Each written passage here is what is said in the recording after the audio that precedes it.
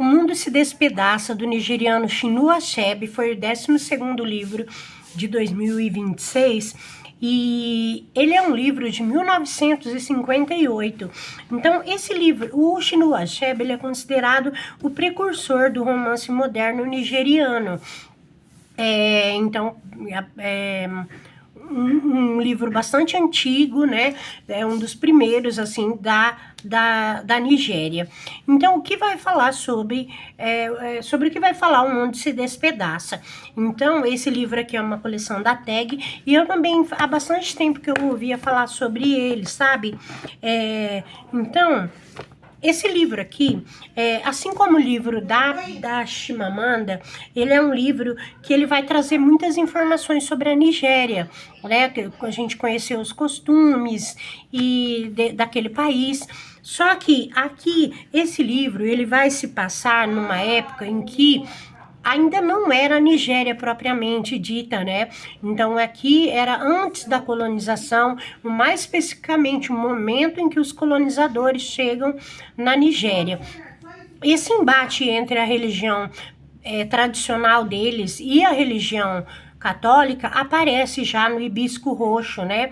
Na Chimamanda, quando o pai da protagonista, ele é católico, e aí ele nem conversa com o pai, porque o pai dele é dessa...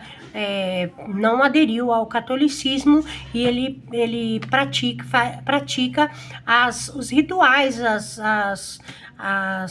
enfim, né, as práticas da religião que eles consideram uma religião pagã, né? Então aqui ele vai falar sobre o povo Igbo, Ibo, não sei, alguma coisa assim, tá? Aqui aparece como Igbo, mas eu já vi como Ibo, tá? E aqui ele é um livro que Esse Mundo se Despedaça, porque justamente ele vai falar sobre como a chegada do homem branco desintegrou toda a vida, toda a forma de viver conhecida por aquele povo na época, né? Ele vai contar a história do Okonkwo, que é um guerreiro dessa etnia.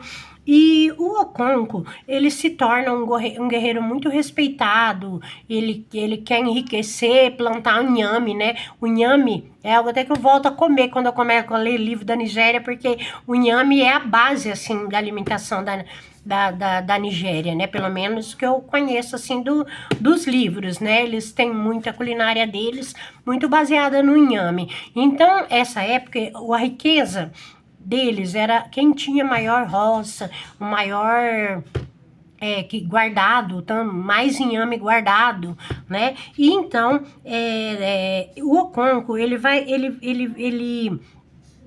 o pai do Okonkwo, ele é um tocador de flauta e considerado preguiçoso.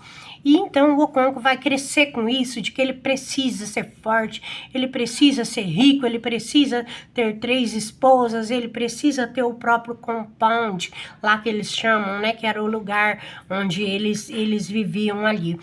E ele vai desenvolver, então, essa personalidade, e isso vai trazer um problema para ele muito grande, porque ele vai tomar algumas atitudes que vão... sabe, assim, de atitudes que eles tinham na cultura deles, porque, por exemplo, eles tinham coisas na cultura deles que era considerado, assim, uma aberração aos olhos dos ocidentais, né? Que era ali por exemplo, se nascia gêmeos, eles jogavam lá numa floresta para morrer abandonado, porque esses gêmeos iam trazer maldição para o povo. Se uma criança, ela nascia e se uma mulher, ela tinha filho e esse filho morria, né, que isso era muito comum, imagina, né, naquela época, e sempre ela ia tendo filhos e morrendo, então para eles isso era uma criança amaldiçoada. Tem um nome, eu esqueci o nome agora.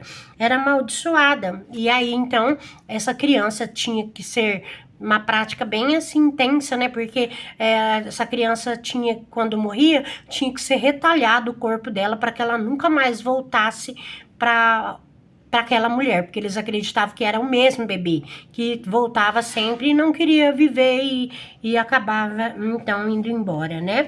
Então, essas práticas, né, que eles tinham, e que os católicos vão chegar ali então, e eles querem combater, e aos poucos eles vão fazendo. Algumas pessoas, a gente percebe, algumas mães, por exemplo, elas não acreditavam, mesmo que elas acreditassem, mas elas não aceitavam esse pensamento de pegar gêmeos, por exemplo, e colocar para morrer, porque era filho delas, né? Então, por mais que elas achassem que poderia ser uma maldição, mas elas não queriam que isso acontecesse. Então, muitas dessas mulheres, elas não queriam mais ser dessa religião. Então, a religião católica chega como um bálsamo ali para elas, para que já para algo que elas não acreditam, né?